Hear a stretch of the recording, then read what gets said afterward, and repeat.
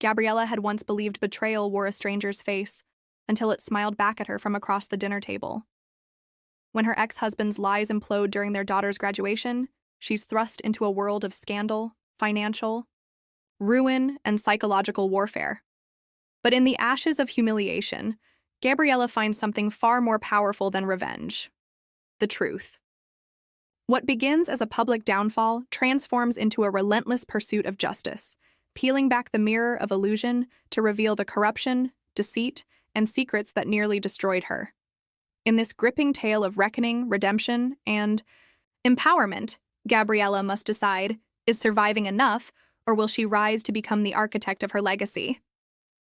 The dim light of the projection screen flickered across the opulent walls of the Royal Academy's Grand Hall, casting silhouettes of suited elites seated in anticipation. A name echoed from the podium: Gabriella Palmer, recipient of the Global Sustainability Impact Award. Gabriella stood motionless for a beat. Her hands, rough from years in the field, trembled slightly as she rose. Clad in a sleek navy dress that felt too polished for her earthy sensibilities, she walked toward the stage amid a storm of applause. She wasn't here for the clapping. She wasn't here for closure. She was here for the truth. As she took the stage, her mind darted through a whirlwind of memories, not of accolades or lectures, but of fights with her parents, the letters returned unopened, the bank rejections, the tearful phone calls to her advisor when funds ran dry. She glanced toward the back of the hall, where a nameplate on an empty seat read, Dr. Helena Palmer, Chairwoman, Mosaic Fertilizers. Her mother. The architect of her exile. Gabriella began her speech, voice steady. This award recognizes environmental innovation, but for me, it represents a different kind of resilience. The resilience to reclaim your voice in a world that tries to erase it. The applause roared again, but Gabriella's heart beat for something more, a confrontation 20 years overdue. At 19, Gabriella's world shattered with 3 sentences. Community college isn't real ambition. We invested in perfection. Since you've chosen mediocrity, you're on your own. Her father's words rang in her ears as she dragged 2 suitcases down a suburban street, the Palmer estate behind her glowing like a lie under the moonlight. With a scholarship to a small environmental science program, she lived out of a friend's garage. She worked night shifts cleaning university labs. She missed meals to buy field notebooks, and slowly, she built a new name. Not a Palmer, not a prodigy, but Gabriella, a woman who planted gardens in wastelands, who taught chemistry in refugee schools, who turned broken glass into solar panels. By the time she earned her PhD at Oxford, funded by 3 part-time jobs and a crowd-funded thesis project, Gabriella had buried her past like nuclear waste, sealed, dangerous, and far beneath the surface. Backstage after the ceremony, the air buzzed with congratulations and clinking glasses. Gabriella excused herself and found solitude on a balcony overlooking the Thames. You never could resist dramatic lighting, came a voice she hadn't heard in nearly 2 decades. Gabriella turned, her mother, Helena, in a gray power suit, and a tighter smile than Gabriella remembered stepped onto the balcony. You weren't at the ceremony, Gabriella said. I funded it. I don't need a seat to see my investment bloom, Gabriella recoiled. Investment? Helena handed her a folded letter. The $2 million endowment came from Mosaic. Your award was our doing. Gabriella read the letter. A donation. Receipt? Mosaic's logo at the top, her name circled. You bought my recognition. No, Helena said, voice clipped. We acknowledged your potential. Something you never understood was ours to shape. Gabriella's hands tightened around the letter. I shaped myself. You abandoned me because I wasn't a Palmer prototype. You don't get to claim me now. Helena's eyes narrowed. You're still naive, Gabriella. You think the world runs on merit? It runs on power. And you're standing in it. Gabriella whispered, not for long. Back at her nonprofit's shared lab, Ecogenesis, the team was celebrating. You did it, Gabs, shouted Asha, the chemical engineer whose sustainable fertilizer prototype had just reached final testing. But Gabriella stood at the back, watching the news ticker scroll. Mosaic Fertilizers expands into South Asia with new green growth. Line.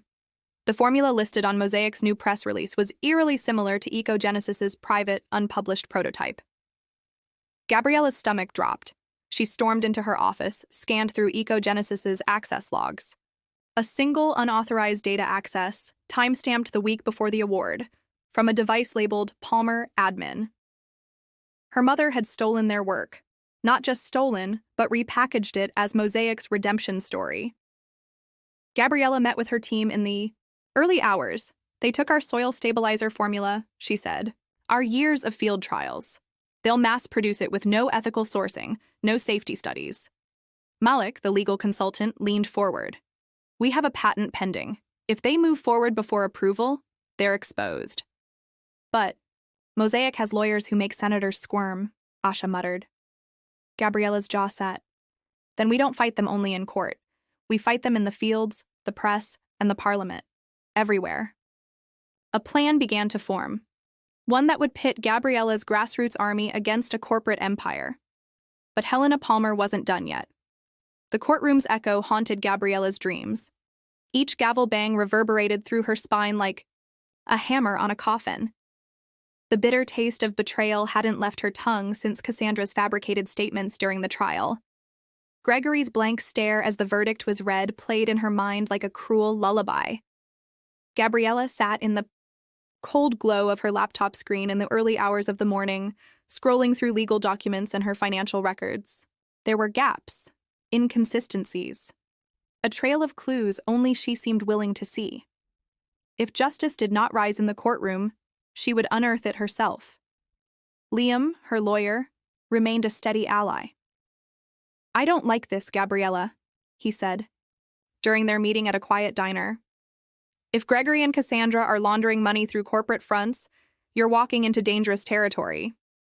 I've walked through fire already, Liam, she replied, sipping her coffee. What's Smoke going to do? Gabriella began contacting financial analysts, private investigators, and even former employees of Gregory's firm. Every breadcrumb is added to the trail. Offshore accounts, phantom companies, bribes disguised as consulting fees. Cassandra had not only taken Gregory from her, but she had woven herself into Gabriella's life only to dismantle it piece by piece. Gabriella uncovered an old hard drive from their shared home office, a relic Gregory had once insisted was useless.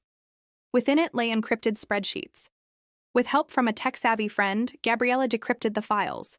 She uncovered secret transactions linked to Cassandra's boutique and Gregory's investment firm. The Silver Ledger, as she began, calling the file detailed transfers to shell accounts. Some were in her name, forged. Others implicated the board members of Gregory's company. She compiled the evidence into a dossier, not for revenge, but for truth. And yet, the lines between justice and vengeance blurred with each discovery. Gabriella found herself standing on a precipice where law ended and morality began. One day, at her daughter Maya's school event, Gabriella ran into Evelyn Martinez, an old acquaintance and a former SEC forensic accountant. You look like someone carrying a hurricane in your back pocket, Evelyn said, half joking. Gabriella hesitated, then shared her story. By the end of the conversation, Evelyn leaned in and said, You've got enough here to sink ships, but you need a captain. Let me help. Together they mapped out a plan, anonymize whistleblower reports to the SEC, approach investigative journalists with the material, and build a case airtight enough to force federal review. But Cassandra and Gregory were no fools. A shadow followed Gabriella. Unfamiliar cars, subtle threats, a slashed tire. You sure you still want to do this? Evelyn asked one night as they studied bank logs. Gabriella's eyes burned with resolve. They burned my life down. I'm not just rebuilding it, I'm showing them what it means to rise from ashes. Gabriella, now backed by Evelyn and a growing network of quiet supporters, registered to attend a financial ethics conference in Chicago, one that Gregory and Cassandra were also attending. She wasn't going for a confrontation. She was going for leverage.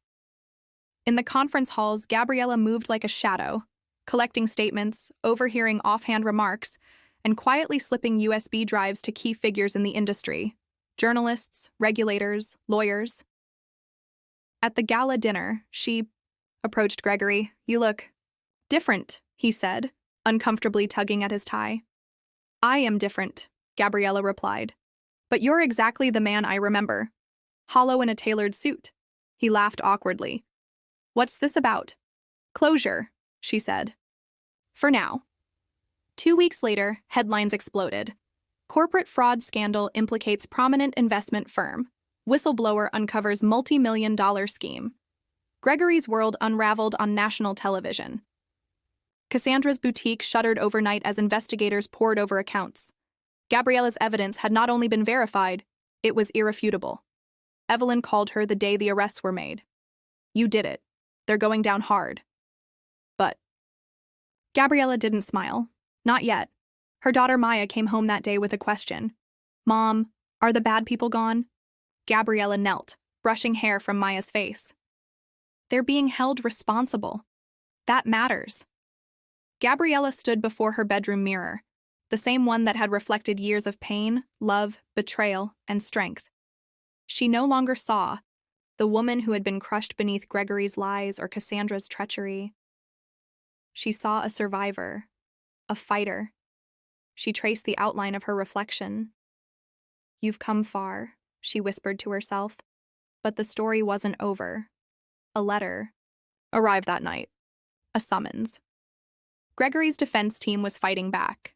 Claims of evidence tampering, counter-lawsuits. The war had just entered a new battlefield. Gabriella took the letter, folded it carefully, and placed it beside the silver ledger. The mirror caught her determined gaze. "I'm not done either." Gabriella stood on the steps of the federal courthouse, the same one where her future had once crumbled. This time, she wasn't the accused. She was the accuser. Her name now whispered in legal circles not as a tragic headline, but as the anonymous force that had brought down titans. Inside, Gregory sat behind a wall of high-priced lawyers, the polish on his cufflinks dull in the courtroom's sterile light. Cassandra was absent, rumored to be under house arrest in her lakeside villa. Gabriella watched silently as her compiled evidence, the silver ledger, the whistleblower reports, Evelyn's forensic audits, unfurled like a wave of retribution. Liam leaned toward her. "You know this is just the beginning, right? They'll drag this out," Gabriella nodded. "Let them. I have time. And the truth." The media frenzy returned. Gabriella's face, though intentionally hidden from early reports, became public as reporters dug deeper. Offers came, interviews, book deals, documentaries. But Gabriella refused most. She wasn't chasing fame. She focused on Maya, who had become quiet but strong, watching her mother with wide, knowing eyes.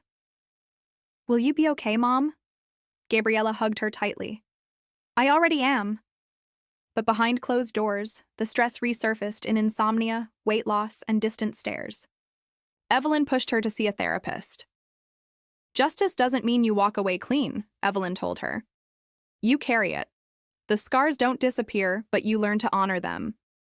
In therapy, Gabriella began processing years of emotional neglect, betrayal, and the pressure of silence. Each session peeled back another layer, not just of pain, but of her resilience.